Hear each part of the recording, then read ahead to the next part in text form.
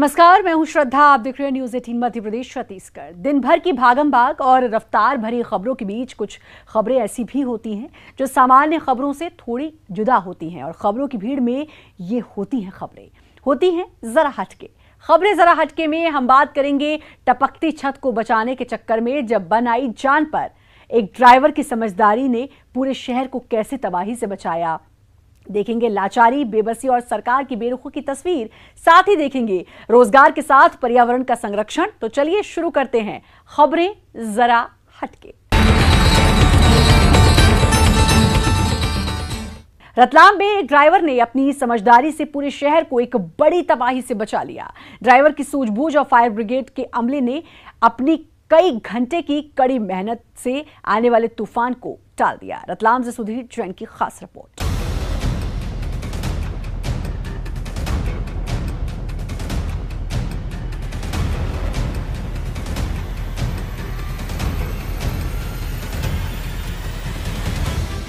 आसमान से उठता धुएं का ये गुबार, हर तरफ धुंध ही धुंध, जहां तक नजर जाती है धुआं ही धुआं नजर आता है। दरअसल ये धुएं का गुबार नहीं, एसिड है। जी हाँ, एसिड जो आसमान में उड़ रहा है। बादलों में उड़ता ये एसिड हर पल हादसे को दावत देता है। हादसा हो सकता था, लेकिन एक ड्राइवर की सूझबूझ ने हादसा होने से रोक दिया। दरअसल हुआ यूं कि रतलाम में नागदा से अहमदाबाद जा रहे एसिड से भरे टैंकर में अचानक रिसाव होने लगा। लीकेज का पता चलते ही ड्राइवर ने पहले ट्रक को एक ढाबे के पास रोका। गाड़ी रोककर मामला समझने की कोशिश की, लेकिन जब ड्राइवर को कुछ समझ में नहीं आया तो उसने टैंकर को वहां से आगे ले जाकर 4 लेन के पास से हटाकर सर्विस लेन पर खड़ा कर दिया, जिसके बाद टैंकर से और ज्यादा रिसाव होने लगा, जिससे पूरे क्षेत्र में धुंध फैल गई। ड्राइवर ने मामले की जानकारी फायर ब्रिगेड को दी, जिसके बाद दमकल की टीम ने मौके पर पहुंचकर राहत और बचाव का काम शुरू किया।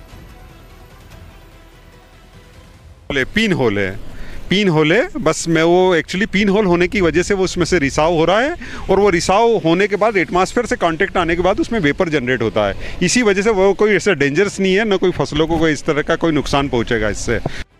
देखते ही देखते एसिड का धुआं काफी लंबे क्षेत्र में फैल गया। फायर ब्रिगेड के साथ ही कंपनी के एक्सपर्ट भी मौके पर पहुंचे और एसिड को दूसरे टैंकर में शिफ्ट किया गया। इस सब काम में करीब 3 से 4 घंटे का वक्त लग गया। तब तक एसिड ऐसे ही बादलों में उड़ता रहा। इस दौरान धुंध के कारण विजिबिलिटी काफी कम हो गई और कई बार हादसा होते होते बच गया। हालांकि इस गैस रिसाव से किसी को कोई नुकसान नहीं पहुंचा, लेकिन घंटों आवागमन बाधित रहा। साथ ही लोगों को परेशानी का सामना भी उठाना पड़ा। सुधीर जैन, न्यूज 18, रतलाम। छत्तीसगढ़ के कोरबा से लाचारी, बेबसी और सरकार की बेरुखी की एक ऐसी तस्वीर सामने आई है जिसे देख दिल बैठ जाता है। वो जो बताती है सरकार यहां के लोगों को लेकर कितनी संजीदा है। रिपोर्ट।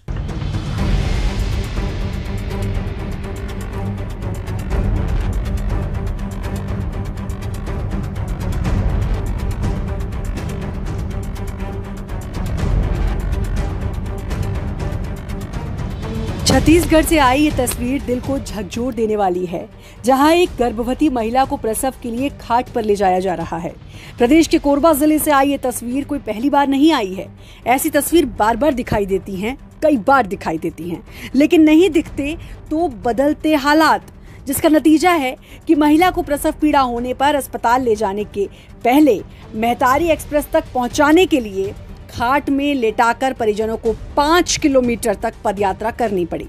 लेकिन इतनी मेहनत के बाद भी मंजिल तक पहुंचने से पहले ही पथरीले रास्ते में महिला की डिलीवरी हो गई। मामला पाली ब्लॉक के सुनाईपुर गांव का है, जहां खराब सड़क होने की वजह से एम्बुलेंस गांव तक नहीं पहुंच पाती है, लिहाजा लोगों को कई किलोमीटर तक यूं ही पैदल चलना पड़ता है। गुरुवार की सुबह यहां रहने वाले रघुनाथ धनुआर की गर्भवती पत्नी सुशीला को प्रसव पीड़ा हुई तो महिला को खाट में उठाकर घर से पैदल ही लेकर निकल पड़े, लेकिन मंजिल तक पहुंच पाते उससे पहले ही रास्ते में डिलीवरी हो गई और एक स्वस्थ बच्चे को जन्म दिया।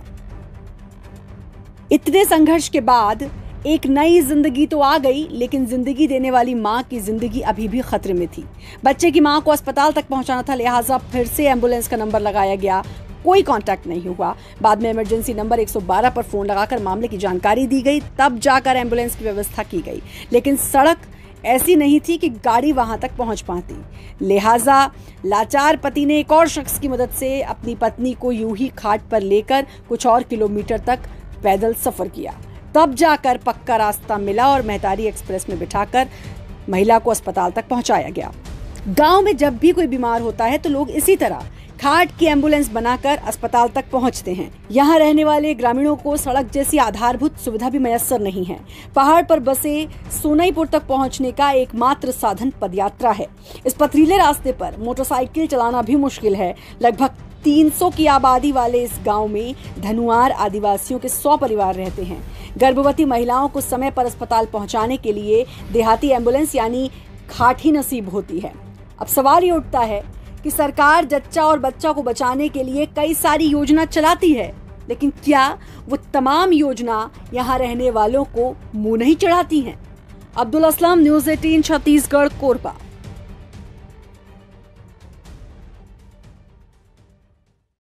नागपुर में ई रिक्शा चालकों ने सरकार को सबक सिखाने के लिए अनोखा तरीका अपनाया है।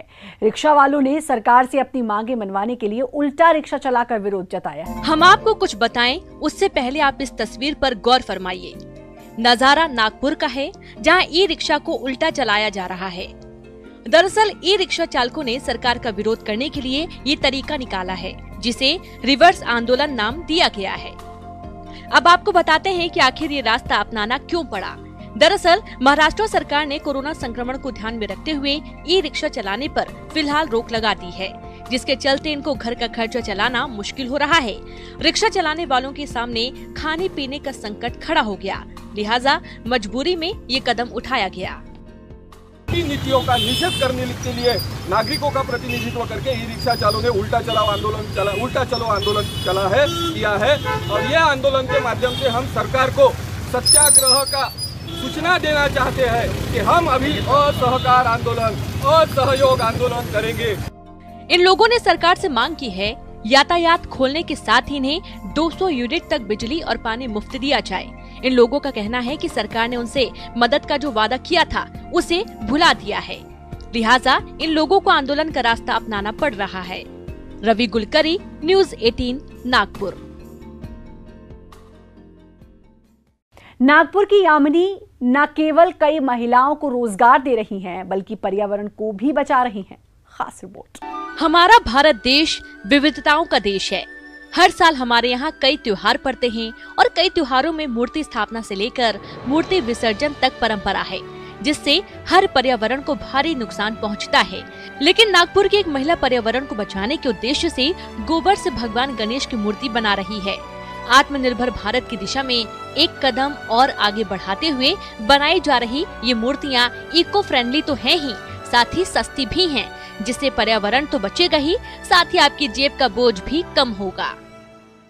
एक्चुअली अपना उद्देश्य वो है कि पर्यावरण की सुरक्षा जो बोलते हैं वेदर के लिए, हमने इसी कंसेप्ट से ये चालू किया है कि जैसे गाय बचेंगी तो देश बचेगा। और गोबर से हम अनेक चीज़ें जैसे बना रहे, अलग अलग प्रोडक्ट्स बना रहे, तो हमने ये सोच के ही किया है कि जैसे लोगों को कम कीमत में अच्छी मूर्तियाँ मिले, ऊपर से पर्यावरण के लिए भी अच्छा रहे, पर्यावरण पूरक रहे, और विसर्जन के बाद में इससे कुछ पर्यावरण को नुकसान न हो, इसी संकल्पना से हमने चालू किया है।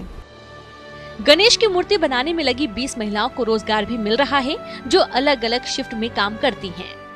मेरे यहाँ पे तो टोटल 19 वर्कर्स हैं, बट अलग अलग इसमें काम करते हैं। और अभी हमने इसमें इस बार कोरोना की वजह से 250 मूर्तियाँ बनाई है और शिफ्ट वाइज काम कर रहे हैं। ज़्यादा वर्कर्स नहीं रख पा रहे हैं, उनकी शिफ्ट डिसाइड किए हैं और बस अभी चालू है, प्रोडक्शन चालू है, कलरिंग का काम चालू है।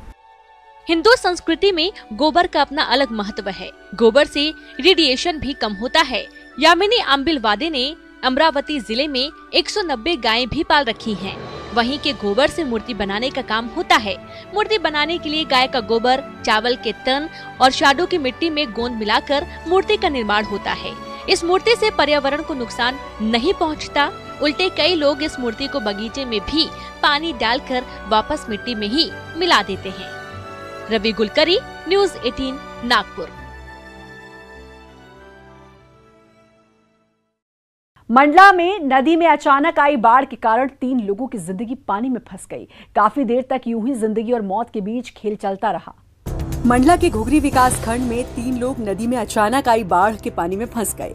ये तीनों लोग नदी के बीच मझदार में यूं ही काफी देर तक फंसे रहे और नदी के बीच में एक टीले पर बैठकर पानी के रुकने का इंतजार करते रहे। लेकिन पानी का बहाव वक्त के साथ बढ़ता ही चला गया। जब लोगों की नजर इन पर पड़ी तो मामले की जानकारी पुलिस को दी गई। सूचना मिलते ही पुलिस भी मौके पर पहुंच गई। तीनों को पानी से निकालने का इंतजाम किया गया, लेकिन काफी देर तक इन लोगों की जान सांसत में फंसी रही। आपको बता दें कि जिले में लगातार बारिश का दौर जारी है। ग्राम सलवाहा के साहू टोले के कई घर जलमग्न हो गए हैं। वहीं मोतीनाला इलाके में भी सड़कों में पानी भर गया है। लगातार हो रही झमाझम बारिश से नदी नाले उफान पर हैं। वहीं बरसात के चलते लालपुर, नेवसा, नरहरगंज फेन सेंचुरी मार्ग को बंद कर दिया गया है। कृष्णा साहू, न्यूज़ 18 मंडला। खबरें जरा हटके में वक्त है एक छोटे से ब्रेक का, जल्द हाजिर।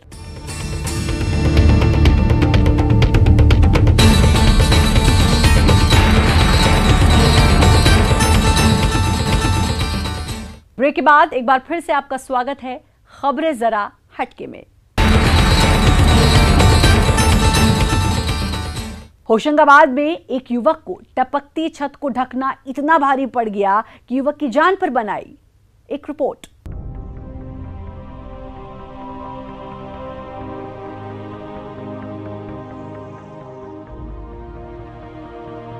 होशंगाबाद में लापरवाही के चलते एक भयानक और दर्दनाक हादसा हो गया।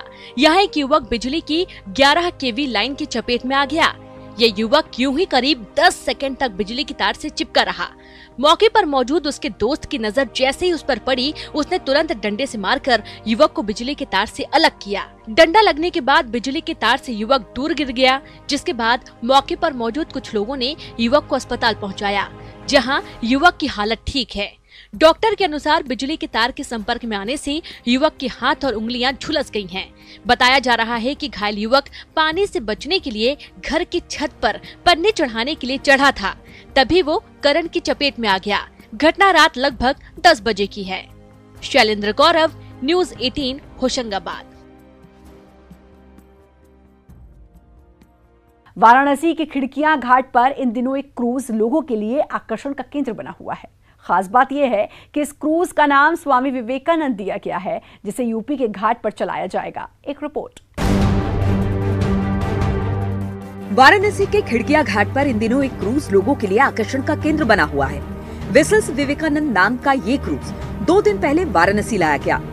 सबसे बड़ी बात ये कि ये क्रूज प्रदेश सरकार द्वारा पर्यटन को बढ़ावा देने के उद्देश्य से चलाया जाएगा।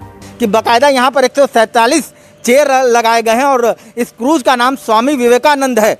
बंगाल से ये क्रूज भेजा गया है। हालांकि अभी पटना से वाराणसी आया है और अब अधिकारियों से मीटिंग करने के बाद इस क्रूज को यात्रियों के लिए दिया जाएगा और ये क्रूज बनारस से गाजीपुर, मिर्जापुर, सोनभद्र जैसे शहरों के लिए भेजा जाएगा। इस हाईटेक क्रूज में लगभग 145 यात्रियों के बैठने की सुविधा के साथ फुल्ली लोडेड ट्रक और 2-4 पहिया वाहन खड़े करने की क्षमता है। उत्तर प्रदेश में पहली बार ऐसा मौका होगा जब गंगा के रास्ते एक जिले से दूसरे जिले का सफर आसानी से पूरा किया जा सकेगा। चंपावत के टनकपुर में उफनाई शारदा नदी में पहाड़ से बहकर आ रही लकड़ियों के लिए लोग जान से खेल रहे हैं। चंद लकड़ियों के लिए रौद्र रूप में बह रही नदी में बच्चे कूद रहे हैं। रिपोर्ट। चंपावत के टनकपुर में उफनाई शारदा नदी में पहाड़ से बहकर आ रही लकड़ियों के लिए लोग जान से खेल रहे हैं। चंद लकड़ियों के लिए लोग रौद्र रूप में बह रही नदी में कूद रहे हैं। ये जो नदी है, ये शारदा नदी है, टनकपुर की नदी है। यहाँ पे हम लकड़ी निकाल रहे हैं, हमारे पास सिलेंडर नहीं है और ये मतलब तूफान से ज्यादा ही मतलब नदी चल रही है यहाँ पे। तो डर नहीं लगता है नदी से लकड़ी पकड़ रहे हो? अब डर क्या, डर लगता है? सिलेंडर है ही नहीं। सिलेंडर है ही नहीं, डर क्या लगता है? डरे तो फिर जलेंगे कहाँ से? आया जा रहा है जल पुलिस और हमारी पीएसी जो तैराक पुलिस है वो हमने लगाई गई है और समय समय पर इनको अवगत कराया जा रहा है कि आप नदी के किनारे न गए और उनको हटाया भी जा रहा है। घर में गैस सिलेंडर न होने का बहाना बना रहे हैं, वहीं इन लकड़ियों को सुखाकर बेचने का काम किया जा रहा है। खबरें जरा हटके में आज बस इतना ही। कल फिर होगी मुलाकात नई खबरों के साथ। तब तक मुझे और मेरी पूरी टीम को दीजिए इजाजत। नमस्कार।